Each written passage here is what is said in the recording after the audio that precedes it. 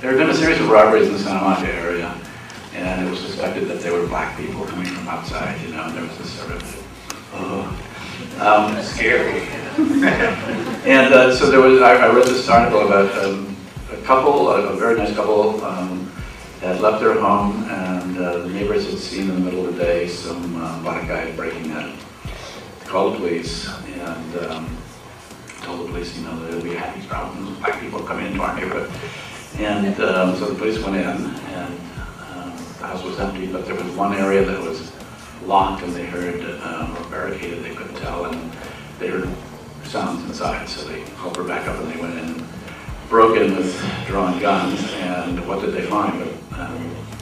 A young boy and a young girl, just dressed in rags, totally filthy, and as it turned out, had never been outside, and were virtual captives of this perfect young couple, middle-aged couple. So it just struck me, the irony of it just struck me, and this was during the time of Bush Sr., and there was a great deal in the country, I thought, of you know, the rich are getting much, much richer, and the poor are getting much, much poorer.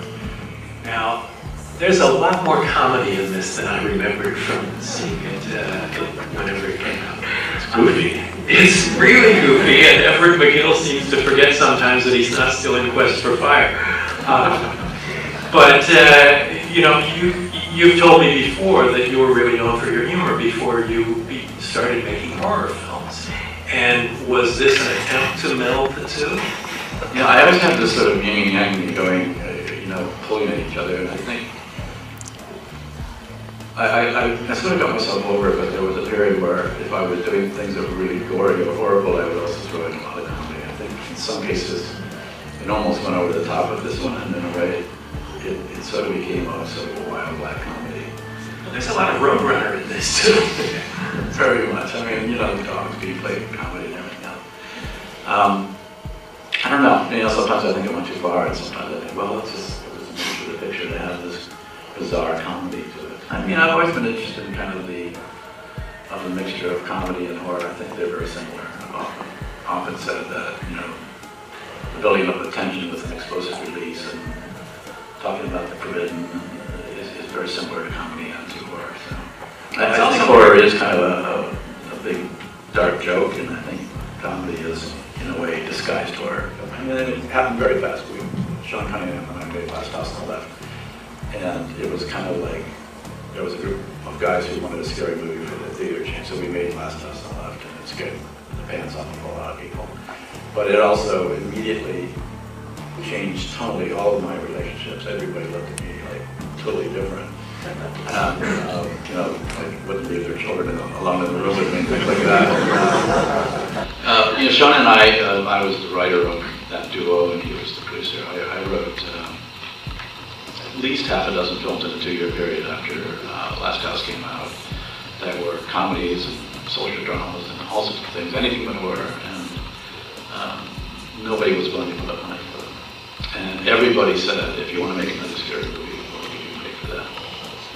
So after 2 years I was broke, and you know, had child support payments to make, and so I took a friend of mine said, come out to the desert. This is Peter Rock, who was producer of Hills of Eyes. We'll make a scary movie in the desert. And I was literally just looking, okay, we didn't see a big able to get in this kind of work, so did that, and then that got critical reviews, and I started this sort of long process of, well, you can make movies that have to be scary, but that doesn't mean you can comment about a lot of very interesting things. So I just started to not feel bad about it, started to feel like intrigued by it. Well, Hills Have Eyes brings up an interesting question too about sequels and remakes. You've been lucky enough to be involved in most of the remakes of your work so far. Is there going to be a remake of People Under the Stairs? Well, we've talked about it. I mean, you know, the remakes sort of came about for two reasons. One was the first two films that I made with close friends. One, this guy Peter Lockwood, who lives like a block from here, and one with Sean Cunningham. Last House with Sean and Peter Lockwood, the Hills of Eyes. We just did it on a handshake, I mean, you know, and it was And those contracts, for whatever reason, were 30-year contracts. So in other words, we sold the rights to the property to whoever came up with the money for 30 years. And I can remember back in those days, we were living in New York, we were all taking drugs and living very dangerous lives. None of us thought we would live for 30 years more. But we'll be dead, who cares? And then by God, we're still alive, 30 years later, and we sort of looked at each other in two separate cases. I think Peter called me and said, you know what, I think it's been 30 years. I think we own it again. Get out of here. No, I think we do. And back to the contract, and sure enough.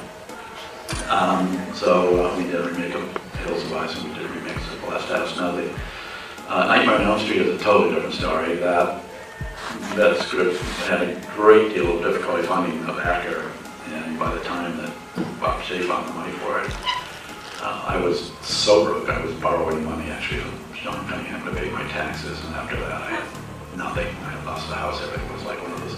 I really believed in the film, and I really stuck with it. But by the time Bob found the money, it was like, I'll pay you X amount of dollars. And it's funny because I've just been going through all my neighbors.